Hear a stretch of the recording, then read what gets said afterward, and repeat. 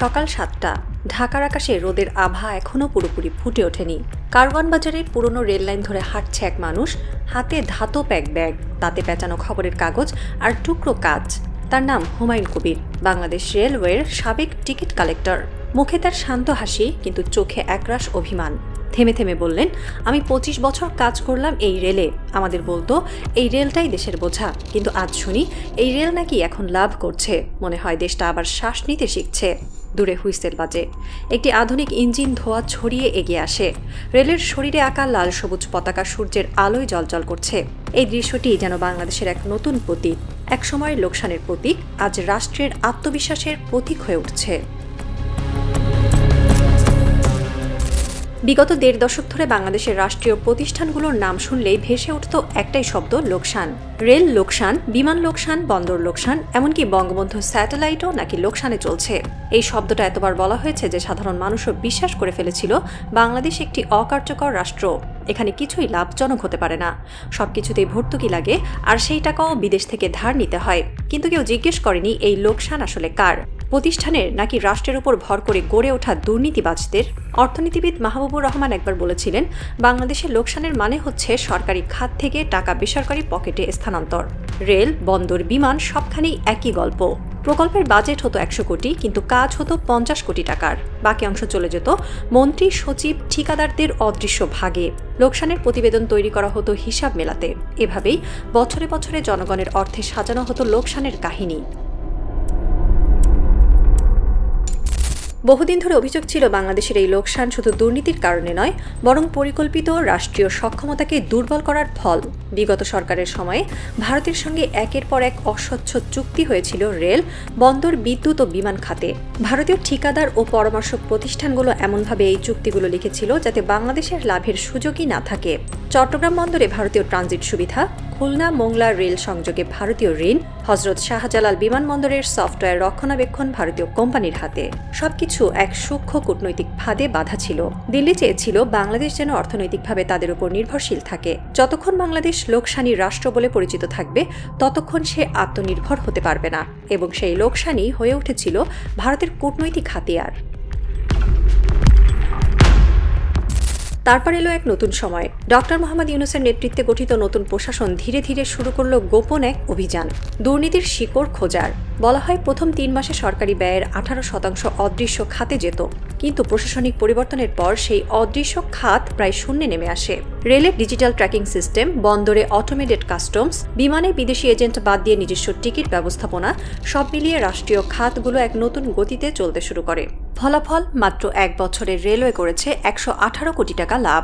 বিমান বাংলাদেশ ৫৫ বছরের ইতিহাসে রেকর্ড ৯৩৭ কোটি টাকার অনিরীক্ষিত মুনাফা করেছে। আর বঙ্গবন্ধু স্যাটেলাইট, যাকে নিয়ে উপহাস করা হতো, ৬ বছরের লোকসান শেষে লাভ করেছে ৩৮ কোটি টাকারও বেশি। সবচেয়ে আশ্চর্যের বিষয়, এই লাভ এসেছে টিকিটের দাম কমিয়েই। অর্থাৎ জনগণ উপকৃত হয়েছে, রাষ্ট্রও আয় করেছে। যখন এই লাভের খবর প্রথম প্রকাশ পায়, দুর্নীতিবাজ সিন্ডিকেটদের মধ্যে শুরু হয় অস্থিরতা। যারা বছর বছর লোকসান রিপোর্ট বানিয়ে কোটি টাকা ভাগাভাগি করত, তারা এখন একে একে ধরা পড়ছে। রেলওয়ের উচ্চপদস্থ কয়েকজন কর্মকর্তা গ্রেপ্তার হয়েছেন ঘুষের অভিযোগে। বন্দরে ধরা পড়েছে গোপন ট্রানজিট কার্গো সিন্ডিকেট। বিমানে খুঁজে পাওয়া গেছে মিথ্যা মেইনটেন্যান্স বিল, যার মূল্য ছিল কয়েকশো কোটি টাকা। সরকারি তদন্তে উঠে এসেছে ভয়ঙ্কর তথ্য। গত ১৫ বছরে শুধুমাত্র রেল খাতেই ৭,০০০ কোটি টাকার বেশি অর্থ আত্মসাৎ হয়েছে। এই অর্থের একাংশ ঢুকেছে বিদেশি ব্যাংকে, আর একাংশ দিয়ে গড়ে তোলা হয়েছে রাজনৈতিক ফান্ড। কিন্তু এবার খেলার নিয়ম বদলে গেছে। দুর্নীতি দমন কমিশন সরাসরি প্রধানমন্ত্রীর দপ্তরের তত্ত্বাবধানে এসেছে। কোনো কর্মকর্তাই এখন অজুহাত দেখাতে পারছে না। প্রতিটি চুক্তি, প্রতিটি টেন্ডার, প্রতিটি পেমেন্ট এখন ডিজিটাল ট্র্যাকিংয়ের আওতায়। এই পরিবর্তন শুধু প্রশাসনিক নয়, এটা এক মানসিক বিপ্লবও। বছরের পর বছর মানুষ বিশ্বাস করত রাষ্ট্রীয় খাত মানে ক্ষতি। আজ তারা নিজের চোখে দেখছে সেই খাতগুলোই লাভের খনি। এমনকি গ্রামীণ পর্যায়েও প্রভাব পড়েছে। রেলের লাভের কারণে টিকিট ভর্তুকি কমেছে, বন্দর দক্ষ হওয়ায় আমদানি পণ্যের দাম কমেছে, বিমানের লাভের ফলে নতুন রুট চালু হয়েছে।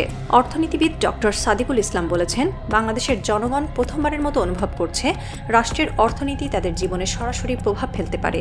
আর স্যাটেলাইটের সাফল্যে যোগ হয়েছে নতুন মাত্রা। এখন বাংলাদেশ শুধু টেলিভিশন চ্যানেল নয়, বিদেশি দেশগুলোকে ব্যান্ডউইথ বিক্রি করছে। অর্থাৎ আমরা ব্যবহারকারী নই, আমরা সেবা রপ্তানিকারক রাষ্ট্র। কিন্তু এই পরিবর্তনে সবাই খুশি নয়। দুর্নীতিতে অভ্যস্ত রাজনীতিবিদ, ঠিকাদার আর আমলারা এখন একজোট হয়ে এই প্রশাসনিক সাফল্যকে ব্যর্থ প্রমাণ করতে চাইছে। ভারতের কিছু সংবাদ মাধ্যমে শুরু হয়েছে প্রচার বাংলাদেশে বিদেশি বিনিয়োগ হুমকির মুখে, কিন্তু বিশ্লেষকরা বলছেন আসলে ভয়টা দিল্লির নিজের। কারণ বাংলাদেশের স্বনির্ভর খাত মানে ভারতের বাজারে প্রতিদ্বন্দ্বী তৈরি হওয়া। এই শঙ্কাই এখন দিল্লির কূটনৈতিক ঘরে আলোচনার কেন্দ্র। একজন পশ্চিমবঙ্গীয় সাংবাদিক সম্প্রতি লিখেছেন, বাংলাদেশের প্রশাসনিক স্বচ্ছতা ভারতের জন্য নতুন রাজনৈতিক চ্যালেঞ্জ। অন্যদিকে অভ্যন্তরীণ রাজনীতিতে শুরু হয়েছে নতুন খেলা। যারা দুর্নীতির দায়ে ধরা পড়েছে তারা এখন গণতন্ত্র রক্ষার নামে নতুন রাজনৈতিক ফ্রন্ট তৈরির চেষ্টা করছে। তাদের লক্ষ্য এই প্রশাসনিক বিপ্লব থামানো। কিন্তু প্রশ্ন উঠেছে, এতদূর এগিয়ে যাওয়া বাংলাদেশ কি আবার পেছনে ফিরবে? বিকেলের সূর্য তখন ঢাকার আকাশে গাঢ় সোনালি। মোগলটুলির রেল লাইনে দাঁড়িয়ে ছোট্ট এক বালক হাতে পতাকা নেড়ে চিৎকার করছে, এই দেশটা এখন লাভ করছে। আব্বা বলছে আমরা নাকি ধনী হব। তার পেছনে দাঁড়িয়ে হুমায়ুন কবির হাসলেন, চোখে জল টলমল করছে, ঠোঁটে উচ্চারিত এক বাক্য, ধনী হওয়ার মানে শুধু টাকা না, আত্মমর্যাদা। দূরে হুইসেল বাজে, ট্রেন ছুটে যায় পূর্ব দিগন্তে। আকাশে সূর্য হেলে পড়ে, বাতাসে ভেসে আসে এক অদ্ভুত সুর, যেন এই মাটির প্রতিটি দানায় লেখা আছে একটাই কথা, দুর্নীতি থামলেই দেশ এগোয়। আর একবার শুরু হয়েছে, এবার এই ট্রেন আর থামবে না।